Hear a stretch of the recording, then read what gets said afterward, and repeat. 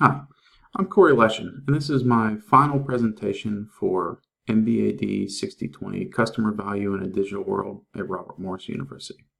For my presentation, I'll be comparing and contrasting the topics that we've learned over the last 8 weeks with two well-known companies in the automotive sector, the reigning incumbent Toyota and a niche upstart Tesla.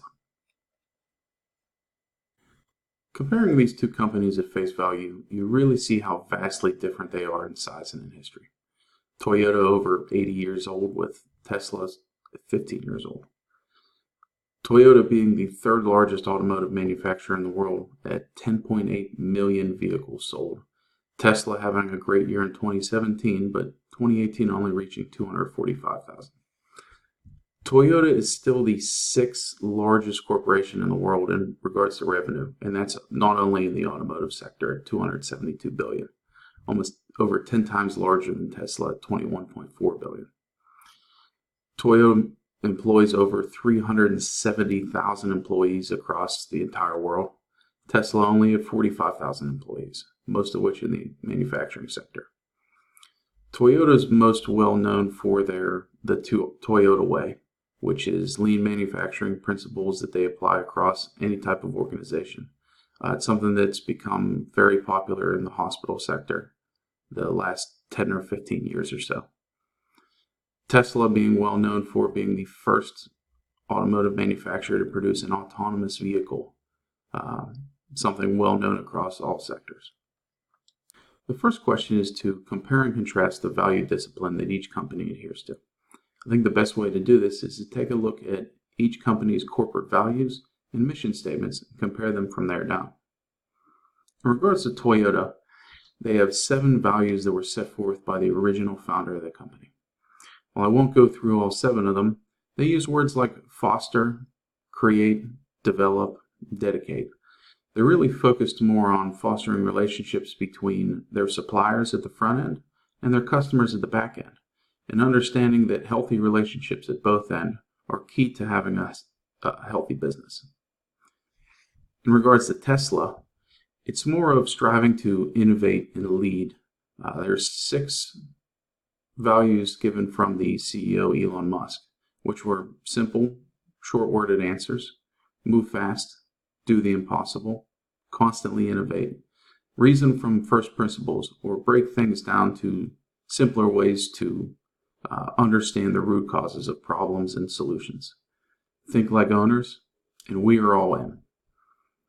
In regards to each value discipline, I think it's pretty clear that while each of these companies don't necessarily do well at only one of the 3, I believe that they focus on one in particular. The 3 main customer values that we've learned were product leadership, operational excellence, and customer intimacy. Tesla has definitely set itself apart in the product leadership category. They're well ahead of any competitors in regards to their products as well as technology in returns to autonomous vehicles. It could also be said that they do an above average job in customer intimacy in regards to the direct relationships they build with their customers.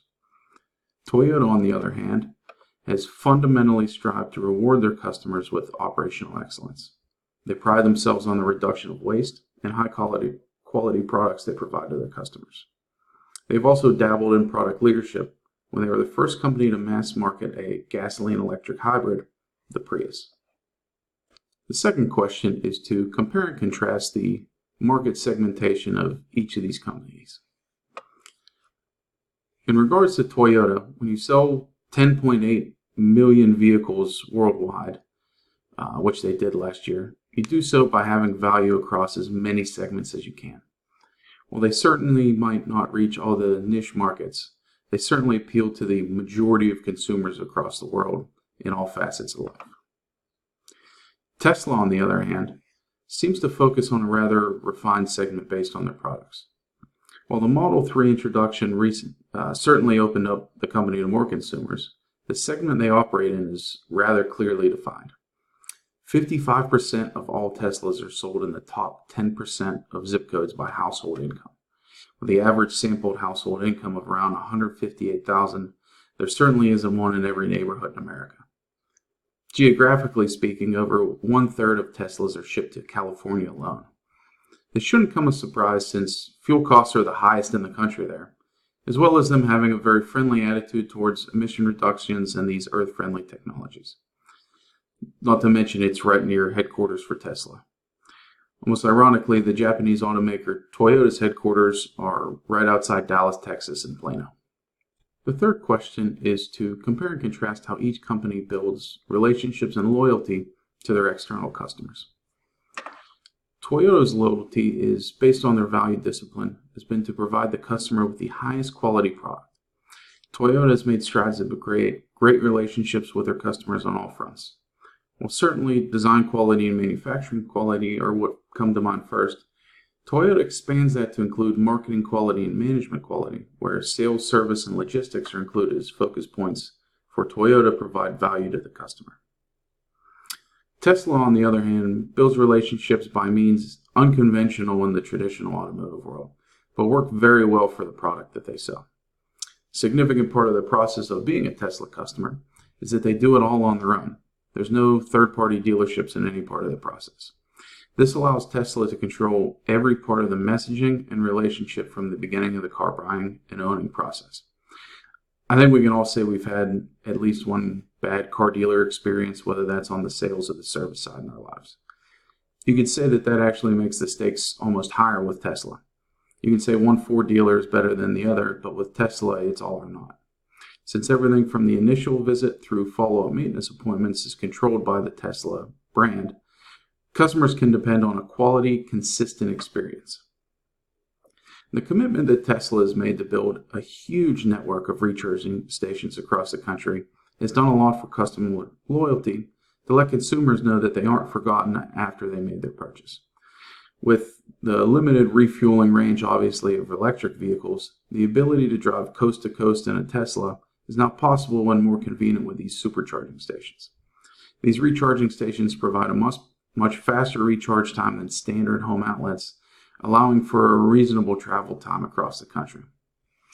And although it's been discontinued, when coming onto the market without any history of resale value for their products, Tesla backed up a long-term quality and value of their vehicles, providing a RVG, or resale value guarantee.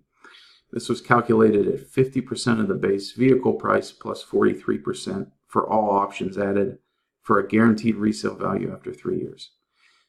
While they've been on the market for some time now, they have since discontinued this, but it's something that provides loyalty for the original customers to say that they believe in their products. Question 4 is to compare and contrast how each of these companies are using AI or big data to market. In regards to Toyota, they actually have their own AI venture capital division. Their goal is to accelerate the pace of getting critical new technologies to market. They've invested in 18 companies so far, and are constantly looking for more. On the other hand, Tesla has been a champion of big data from the beginning. Their vehicles will upload directly to the cloud not only diagnostic data, but also navigational data. In 2014, they used this diagnostic data to discover an overheating problem in their engines before it was discovered by the consumers. A software patch was uploaded directly without any effort by the consumer to fix it. The fifth question is to select a key event for each company related to digital transformation, compare and contrast this interpretation and key actions related to the transformation. In regards to Toyota, Toyota's development of their Toyota Connected division, with a goal to free us from the tyranny of technology, making a connected life a more human experience, as well as their development of an HSR, which is a human support robot looking to integrate these digital technologies directly into our life. In regards to manufacturing, they've already had a lot of innovation in regards to digital poka-yoke, or ways to foolproof the manufacturing process, whether that by using optical sensors, digital sensors, or weighting, things of that nature. They're also moving towards more connected vehicles. While simplicity has typically been Toyota's way of doing things, the more integration of technologies the market demands, the more they have to respond. In regards to Tesla, their digital transformation really had to do with the release of their first autonomous vehicle. With the hardware already being on the vehicles, and they've been collecting data from vehicles in the field for research. It was only a matter of doing a simple software patch uploaded to these vehicles to release the technology. Tesla has claimed that they collect more navigational data in a single day than Google Maps ever has. The sixth question, to compare and contrast each company's ability to organize for digital maturity as it relates to their organizational culture. In regards to Toyota, the momentum really has to be broken down for each unit since it's such a large company. They have 69 manufacturing facilities in 27 countries, and their products are sold in over 160 countries. Toyota traditionally works on small, careful moves orchestrated with big leaps. The Prius release in 1997 was the first mass-produced gasoline-electric hybrid in the world. But in the same regard, they'd operated in the United States for over 30 years before they brought their first manufacturing plant to America. In regards to Tesla, they're still digitally connected on all fronts of their business. They're doing a great job at this. They have the connected car philosophy where it's part of every facet of your life. The automatic updates really makes for a great user experience without the need to take your vehicle to any sort of shop or dealership. That being said, being a smaller company, they're definitely more fluid. They only have 3 models to worry about in their portfolio and only 45,000 employees to deal with. For the last question, we're going to compare and contrast each company's view and use of analytics to make personnel decisions, i.e. hiring, promotions, and etc. In regards to Toyota is still making a lot of progress in regards to HR analytics. They have developed an online objective aptitude test for position screening, as well as an evaluation system for manufacturing employees that is thorough, but yet still subjective in some regards. I think one thing they have going for them is that Toyota is very cognizant that 360 evaluations are important. And I think that could play a lot into the role of analytics moving forward in regards to evaluations of their employees. So the company has digitized their processes, but they haven't yet harnessed the full capability of analytics that they can. In regards to Tesla is still working on some outdated hiring practices. I think that lends itself to them being a smaller company. Their current hiring process consists of 4 rounds. All are manual, person to person, whether that's over the phone or in person. Screening, direct hiring manager interview, then an on-site detailed technical interview, whether that's with technical and engineering tests, problem-solving exercises, as well as interviews with panels of employees. Last but not least, each of these office employees must still get a direct approval from the CEO, Elon Musk. One move that they've made recently that I think will lend itself to using more analytics is they've actually have a C-level HR officer that was just admitted on January 2019. So with that in their back pocket, I think they'll be able to move forward with some more analytic technologies as they move towards being a smarter company.